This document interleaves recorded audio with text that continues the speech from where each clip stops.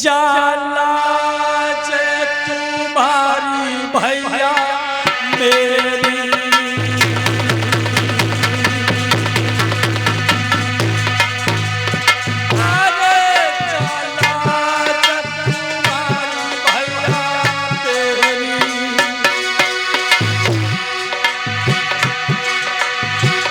हमको विधवा बनैलो भैया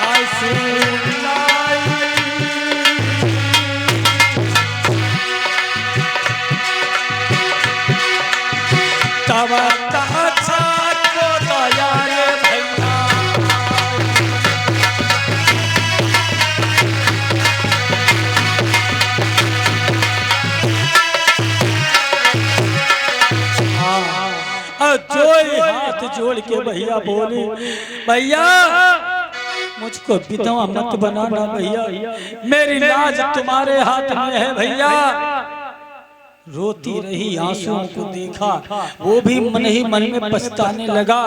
उसको भी दया आई कि मेरी बहन कैसे झोली फैला करके हमसे अपने पति के लिए भीख मांगती है, लेकिन मैं निर्दयी बन करके आया हूँ अपनी सगी बहन को विधवा करने के लिए, लेकिन मैं मजबूर हूँ।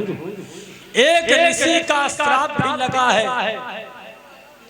जब श्रृंगी ऋषि ने श्राप दिया था, ये बड़ी तक्षक है कि अगर मैं नहीं डसता हूँ तो एक संत का श्राप भी झूठा हो जाएगा, और अगर मैं वापस जाता हूँ तो मेरे पिताजी हमको श्राप देंगे और मैं श्रापित हो जाऊंगा।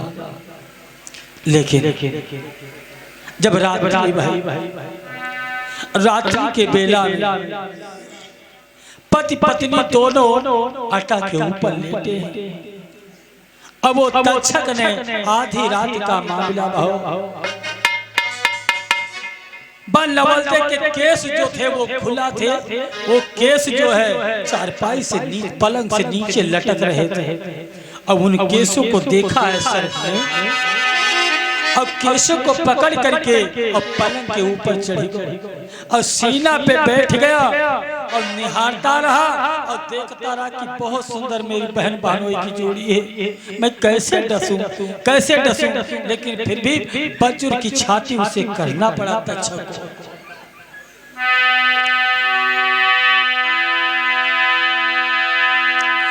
अरे भूप परिचित की नाक में के तक्षक ने दिखाई,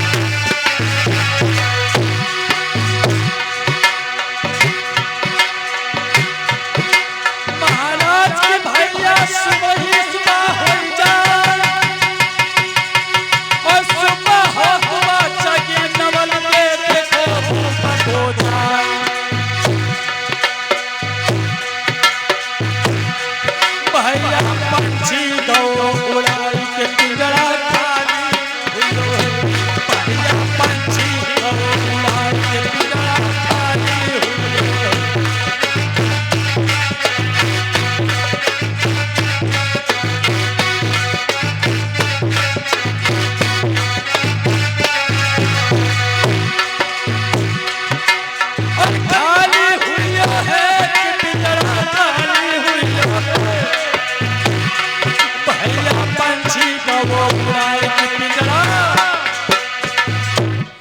श्रोता बंधु, आधी रात का वक्त है। राजा परीक्षित की सारी देह तो वज्र की हो चुकी थी, लेकिन नाक जस की तस रह गई थी, क्योंकि इन्होंने कथा में शंका लाई थी, अपनी नाक को सिकोड़ दिया था। श्री सुखदेव मुनि राजा परीक्षित से बोले थे कि 5 दिन तुम्हारी मौत आ जाएगी, 4 दिन तुम्हारी नाक में सर्प काटेगा, ता दिन तुम मर जाओगे। अब आज तक्षक जो है भाई नाक में डस खाओ, और डस खाया है और नाग चला जाता है, विष का नशा चढ़ता है, बेहोशी छा जाती है। शुभा भाई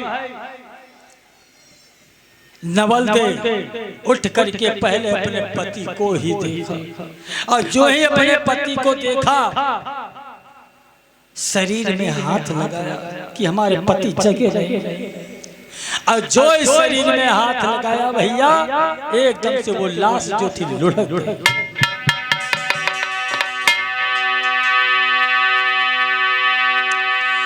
अरे लगे सैया की लाश कि दुखिया कयासी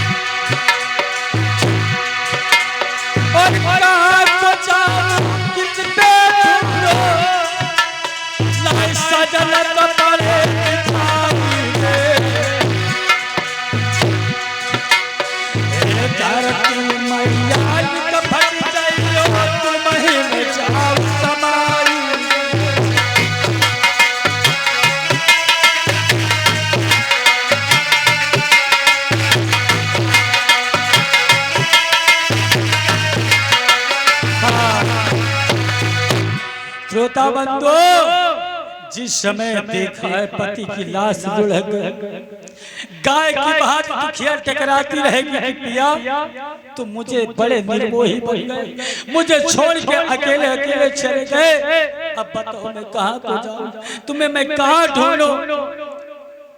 अपने पिता की एक बात लाए मानी और तुम्हारे साथ में विवाह की, उसका नतीजा ये निकला कहाँ तक रोए, कितना रोया जाएगा। ये तो दुनिया में आना जाना तो लगा ही रहता है। सुबह भाई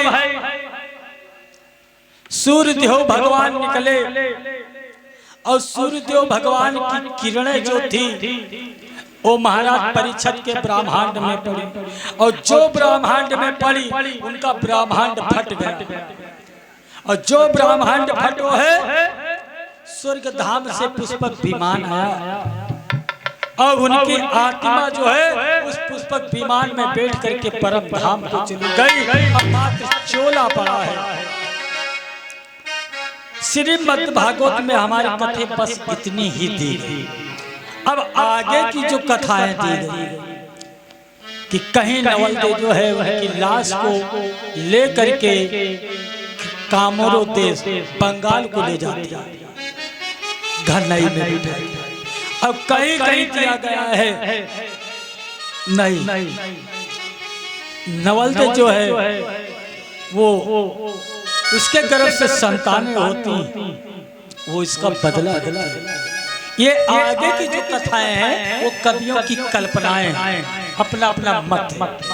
तो आइए देखते हैं कि जिस समय अब वो चोला जो पड़ा था वो नवलदे ले जा करके एक सुंदर चिता बना, और सुंदर चिता बना करके और उस पर बैठ जाती है, और सूर्यदेव भगवान को बात ध्यान लगा।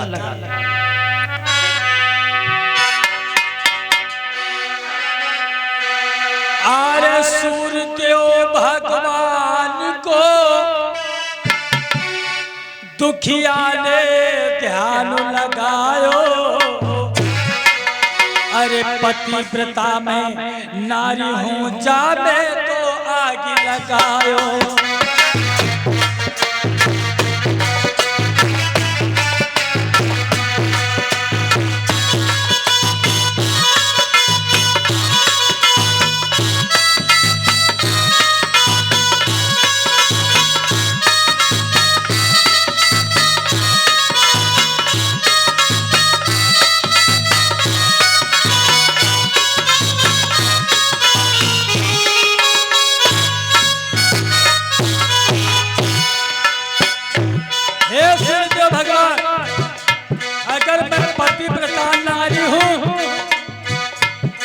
चिता में आग लग जाए, मैं अपने पति के साथ में सती होना चाहती हूँ। तो सूर्यदेव भगवान आए और आकाशवाणी किया है, ऐ नवलदे, अरे गर्भवती हो मेरी बिटिया सती हो न को नारी,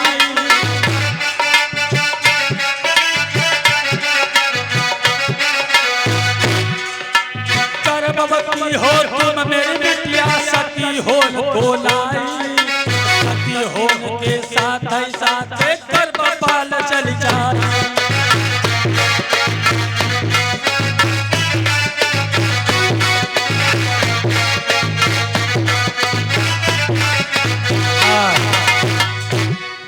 जो ही सूर्यदेव भगवान को ध्यान लगाया कि ऐ सूर्यदेव भगवान, यदि मैं पतिव्रता नारी हूँ, हम में शक्ति हो तो जा में आग लग जाए, मैं अपने पति के साथ में सती होना चाहती हूँ।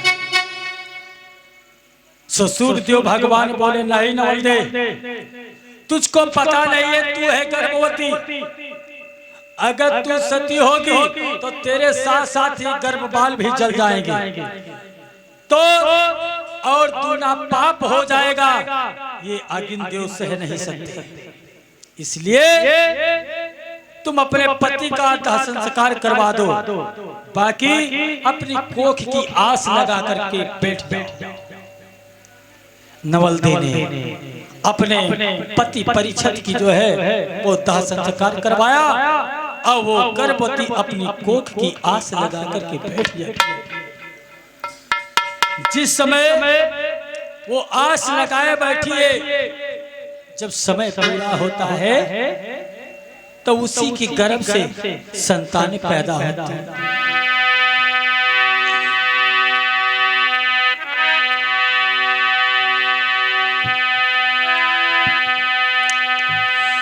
अरे जुड़वा तो संतान है, अरे जुड़वा तो संतान है, एक बेटा बिटिया चाहिए है।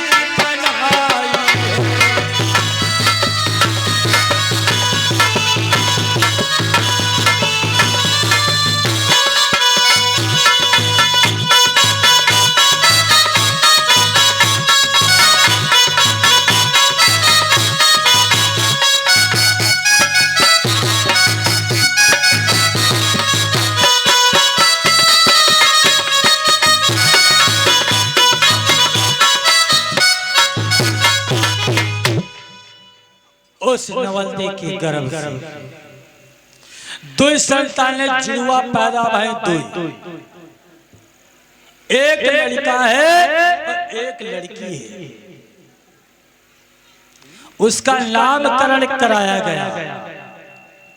तो जो लड़का था उसका नाम रखा गया था जन्मेजय, और जो लड़की थी उसका नाम था विजया। भाई बहन दुई पैदा भय। मैया ने देखा, बहुत प्रसन्न भाई। अब उन्हीं संतानों को पालने लगे। अब जब बच्चे हो गए तो धीरे धीरे पति का गम कम होने लगा। अपने बच्चों में वो मन जो है बहलाने लगे। एक दिन माँ सोच रही, अपने बेटा जन्मेजय को देख रही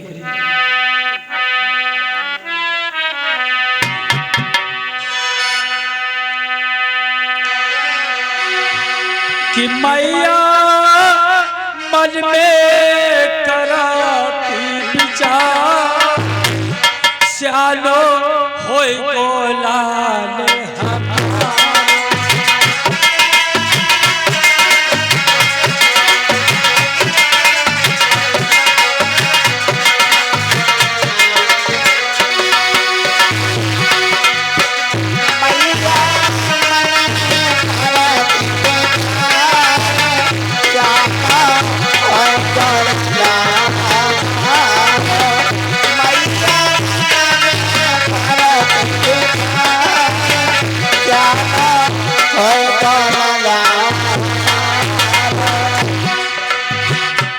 अरे होए को लाल हमारो, श्यालो होए को लाल हमारो,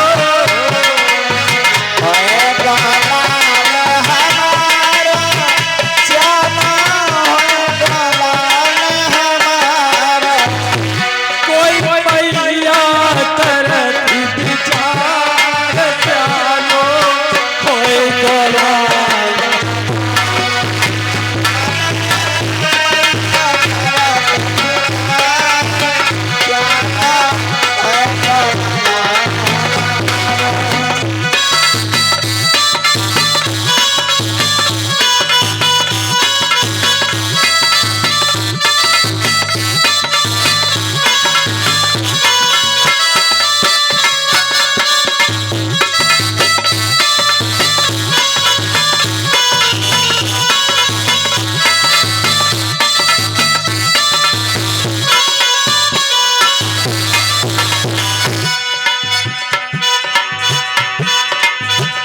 हमर खुद तकनी पसा होगी, पर लाल को लाई लागी।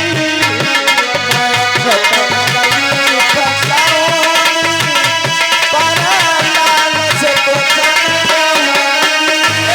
हमर खुद तकनी पसा होगी, पर लाल को लाई कहूँगी। हसी हसी करी रही प्यार, श्यालो कोई को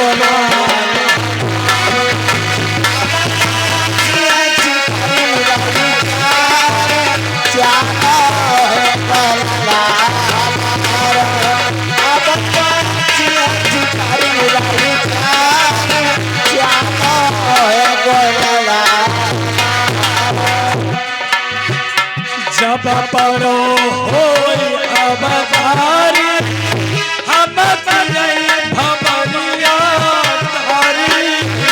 जब परो होई अवतारी, हम भमरिया तारी। जब परो होई अवतारी, हम भमरिया तारी।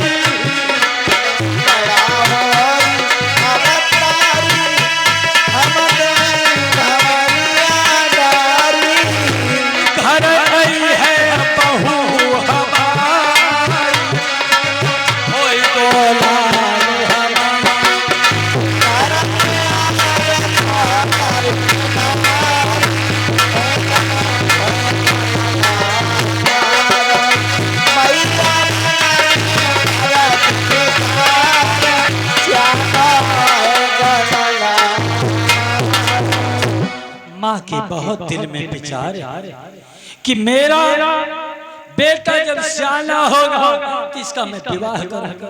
जब इसका विवाह होगा मेरे घर मेरे आंगन में मेरी बहू आएगी, मेरा आगे परिवार चलेगा, मेरे सारे कष्ट जो है सारे दुख दूर हो जाएगा। मैं खुद तकलीफ उठा लूंगी लेकिन अपने बेटा पे आँच ना आए। धीरे धीरे धीरे धीरे समय बीत गया। 5 साल का वो लड़का होता है और जब 5 साल को लड़का बहुत जलमेजे एक दिन अपने माँ से बोले कि माँ हमारे पिताजी क्यों नहीं दिखाई पड़ रहे हैं, पिताजी हमारे कहाँ हैं? तो नवलते बोली बेटा अपने पिता के बारे में मत पूछो क्योंकि मुझे बहुत बड़ा गम आता। कहा क्यों माँ, आखिर में क्या हुआ? जवाब दिया तुम्हारे पिताजी इस दुनिया में लाए, मैंने अपनी मर्जी से विवाह तुम्हारे पिताजी के साथ में किया, लेकिन ये बात तुम्हारे नाना बासु को अच्छी नहीं लगी थी, इसलिए तुम्हारे नाना ने तुम्हारे मामा के द्वारा तुम्हारे पिता को मरवा दिया था। सगो तुम्हारो मामा ने तुम्हारे पिताजी को मारा। जलमेजे ने कहा माँ जाओ, उन्होंने मामा जी हमारे पिताजी को मारा, अगर मैंने उनका बदला नहीं चुकाया तो जलमेजे मेरा नाम नहीं। उसने एक काम किया, वो सर्पा यज्ञ करता है, सर्पा यज्ञ, और सर्पा यज्ञ को रच रहा और वो सर्पा यज्ञ में सब नाग बंसी आते हैं, जितने नाग बंसी आते हैं वो यज्ञ में समा